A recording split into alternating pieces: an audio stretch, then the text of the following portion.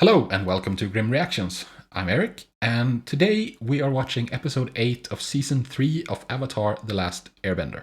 So, my friends, we are almost halfway through the last season, and it's been a great journey so far. Season 3 is really something else. It's really brilliant. It's been, like everyone said that it just, when I start back in season 1, everyone said like that this show just gets better and better, and like, if you think season 1 is good, wait until you get to season 2. And season 3 is like, yeah, season 2 is where it really takes off, and season 3 is just mind-blowingly good. And yeah, I'm inclined to agree. I mean, they've all been really good, but they just keep upping the ante. Like, it is the best season so far. Overall, I think. Like, it's fantastic. It really is. The previous episode was really touching. Katara has had the short shrift in life, really. Like, it would be so understandable if she just said screw it, you know? I feel like they do a pretty good job of taking turns being the responsible one. Because Sokka is goofy most of the time, but he can be serious, and he can be like the kind of like a drill sergeant.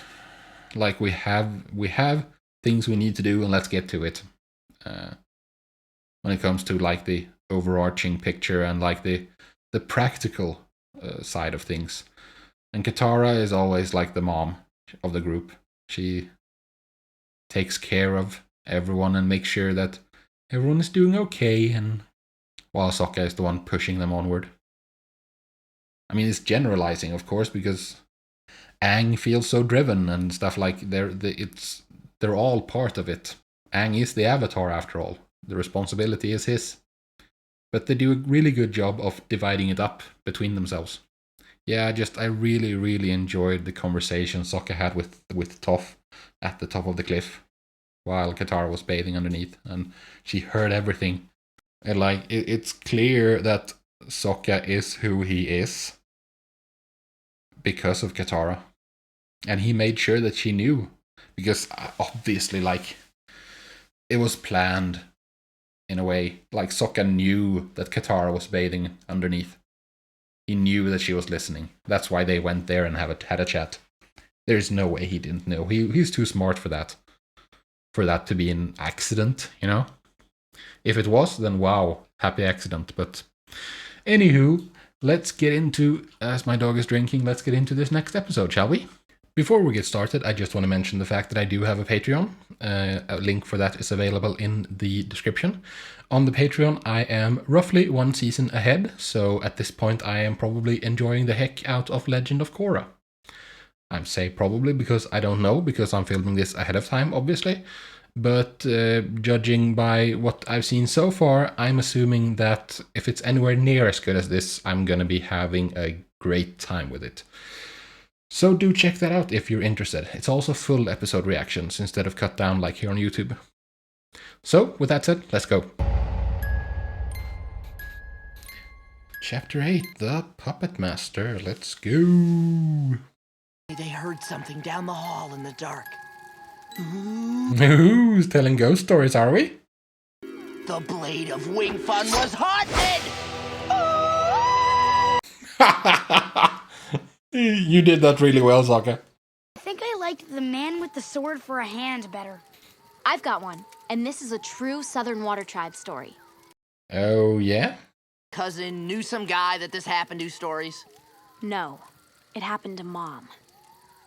Let's hear it then. Come on. Mom realized she hadn't seen her friend Nini since the storm. She heard a voice. It's so cold, and I can't get warm. This is kind of spooky. Nini was gone. Where'd she go? Sokka. Oh, you're such a man's man.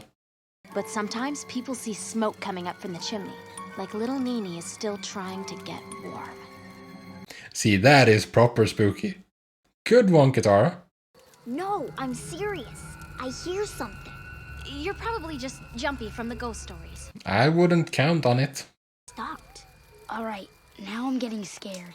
Hello, children. Sorry to frighten you. My name is Hama.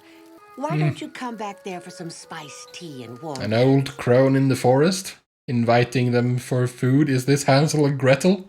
Are you a witch, lady? I'm suspicious. People walk in, and they don't come out. Oh, really? Who wants more tea? Yeah.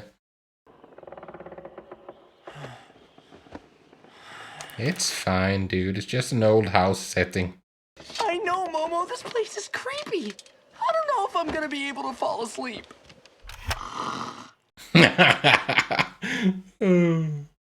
Time to go shopping.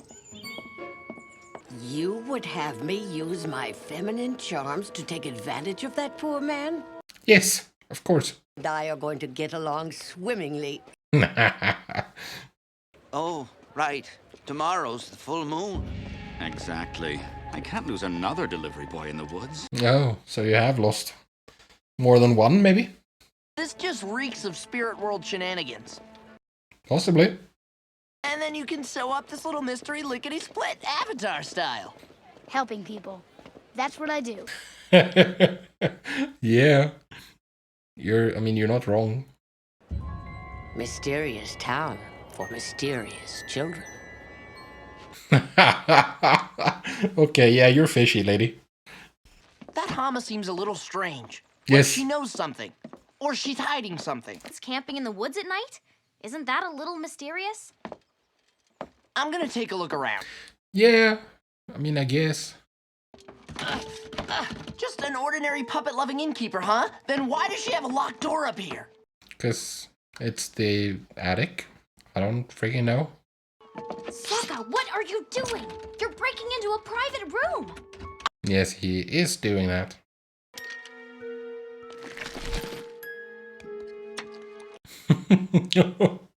That's convenient. This is crazy. I'm leaving. I'll tell you what's in the box. Oh, you were too curious, Katara. An old comb? From growing up in the Southern Water Tribe. Oh. Nini, is that you? Ocean kumquats are a lot like sea prunes if you stew them long enough. Great. I knew I... Aang is not partial to water tribe food. But I'm sorry we were sneaking around. Apology accepted. What about Momo?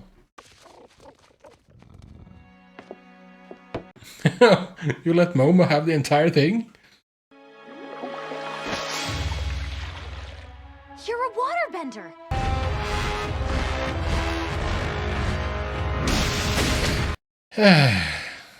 We did our best to hold them off, but our numbers dwindled as the raids continued. That's the ship from the very first episode, I'm guessing. Finally, I too was captured. I was the only one who managed to escape. How did you get away? Cunning. It's too painful to talk about anymore. We completely understand. Maybe she can teach Katara a thing or two then. I'm sure I can't there's tell you what it means to meet differences you. It's an honor. between the northern things that Katara learned. Waterbender, I'd like to teach you what I know so Yay! To learn about my heritage, it would mean everything to me. I welcome anything that will make Katara even more badass than she already is. that's why you have to learn to control water Yes. wherever it exists. Yes, I talked about this in the previous episode. You're thinking like a true master.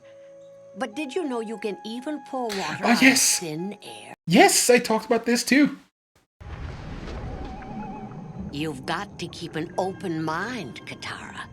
Maybe the moon spirit just turned mean. No, Yue is nice. Spirit is a gentle, loving lady. Yes, don't you talk crap about Yue. Only one man ever saw it and lived, and that's Old Man Ding. Where does Old Man Ding live? Is he a dingbat? And like all plants and all living things, they're filled with water. I met a water... Mm-hmm. that's ominous. That was incredible. Yes, but death. I'll teach you the ultimate technique of waterbending. It can only be done during the full moon. Oh, so you're the bad guy, huh? Isn't that dangerous?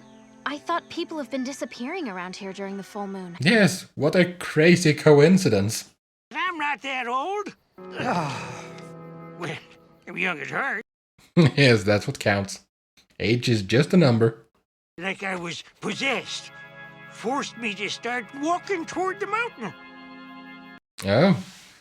And Toph said that there were people in the mountain. Why would a spirit want to take people to a mountain? Because Oh, no! it's clearly not a I spirit. did hear people scream. Yes, you did. I remember. Still be there. Yeah. Set them free. Although it is a full moon, so... But if I'm right, then the person who did it is going to be training with Katara, so it's going to be fine. I can hear them. They're this way. Or wait, she was going to do that tomorrow. Right? No, this is tonight. Feel the power Yeah. the full Yeah, never moon mind. brings, allowing us to do incredible things. Mm-hmm. I see. I've never felt more alive. The reveal is coming. So, she is bending the water in her own body, I think. Or she's bending the water in other people's bodies, that's how she's controlling them. Because, I mean, we are 70% water. All of us. Who brought you here? It was no spirit. It was a witch. Yes. Hama! Yes. Yes. The innkeeper. I knew there was something creepy about her! You were correct, Sokka. I'll get these people out of here. You go.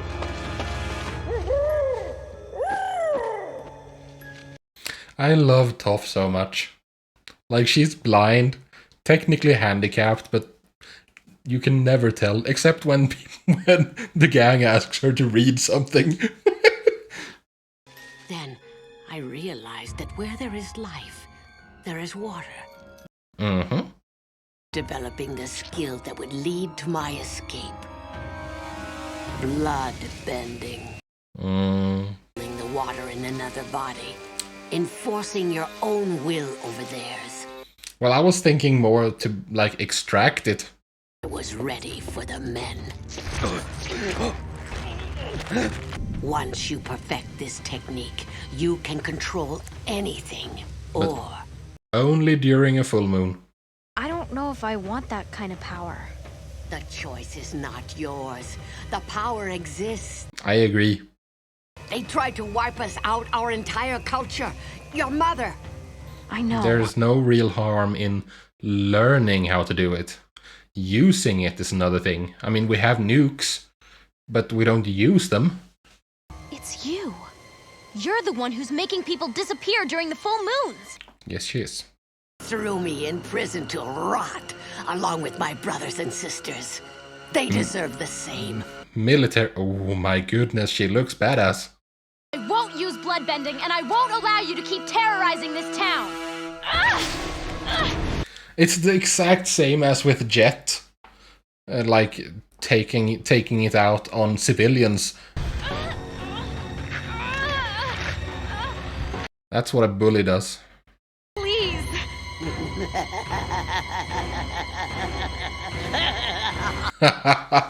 Oh, I like that.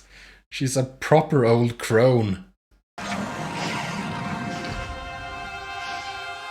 You gonna use your tears as well? No, come on. You're not the only one who draws power from the moon.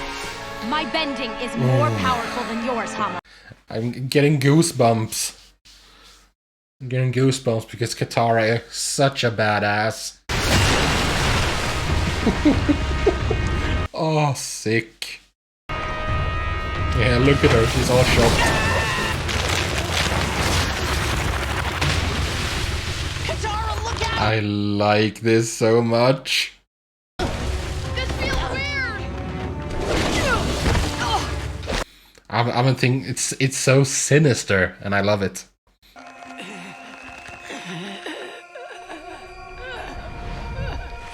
You're doing it, Katara. You're going to be locked away forever. My work is done. Yes, she learned it. You're a bloodbender. It's fine, Katara. It's just knowledge.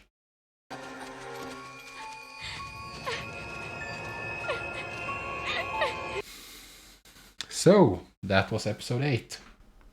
Another really good episode. Man, this show is so good. So very, very good. So, I think something that I realized just now is that the show is doing very, very well at setting up for itself. Let me explain what I mean. In the previous episode, Katara introduced, like, she realized that she was able to use her own sweat to waterbend. Like, there's water everywhere, you know, kind of realization. And that was the solution towards the end of the previous episode. That got me thinking, that got me talking about, like, what other water exists. I mean, technically people are 70% water, and so on and so on. And that was the previous episode. And that set up perfectly for the next episode. So as I was watching this episode, I was like I felt like I was so smart because I had figured it out, you know, so you can use the water in the air, you can extract that and use it, and all of that. I felt smart, even though the show was clearly setting up. In the previous episode, they were clearly setting up for this episode, you know, which is exactly what they wanted. They wanted the audience to feel smart, like, oh, we figured it out. And it's taken me a while to realize this. I just realized it now. But, like, they have been doing this consistently. And, I mean, for me, I just think that that's really good writing, you know? And I'm impressed. They spend one episode setting it up. I mean, there was a lot of other things going on in the previous episode. But they spend that episode partly setting it up, and then they spend this episode knocking it down and, like, exploring the things that they set up. And I think that's really clever and really awesome. The downside, of course, is that you're only able to do it during a full moon. But the other things, like grabbing water out of thin air, and like using your sweat, like, I don't think they'll ever use it, but using urine would be really useful. That would have been really helpful in the desert, you know. And in the desert, because in the desert it would be very hard to pull it out of thin air as well, because it's very dry there. It's not humid like in most places. Like, there's of course varying levels of humidity in different places, but in a desert that the number is very close to zero, I imagine. I don't know, I've never been to a desert, so and I haven't looked it up either, so what the hell do I know? I'm just talking out of my ass, but that's what I always do, so there's nothing new there. But it was very cool to see. And it's so sinister, because as with everything has a dark side, a flip side. Water is the element of life, and remove it means things die. I also very much enjoy how flexible bending is. I love that. How freeform it is, how artistic it is, how up to interpretation. How you can just invent things, new applications. But yeah, brilliant episode. And can't wait to see what comes next. So if you're still here, I thank you very, very much for joining me, and I will see you in the next video. Peace.